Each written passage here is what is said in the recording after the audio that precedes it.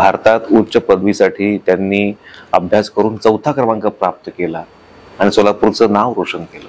ते gastro surgeon आहेत आणि अत्यंत उच्च विद्याभूषित, त्यांना पद्मश्री पुरस्कार मिळालेला आहे, मोठे मोठे सन्मान मिळाले. डॉक्टर लोकांच्याकडे त्यांनी शिकलं, त्यांनी शिक्षण घेतलं, त्याच्यातून ते शिकले आणि एक अतिशय उत्तम संधी सोडून ते आपल्या गावात परत आले आणि सोलापूरमध्ये त्यांनी आपली प्रॅक्टिस सुरू केली, फक्त सोलापूरकरांच्यासाठी. ही मातीची जाण असणारा डॉक्टर श्रीकांत माकम सर.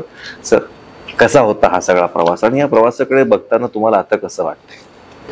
तर हा प्रवास जो आहे नक्कीच चढउतारांचा आहे आणि या प्रवासामध्ये जसं तुम्ही म्हणालात की एक आम्ही जिद्द ठेवून जे काही आहे आम्ही घडलो, परंतु ह्या पाठीमागे असणारे, आज स्क्रीनवर मी दिसतोय, परंतु या पाठीमागे असंख्य हात आहेत ज्यांना आणि ज्यांचे ऋण मी कधी माझ्या आयुष्यभर फेडू शकणार नाही.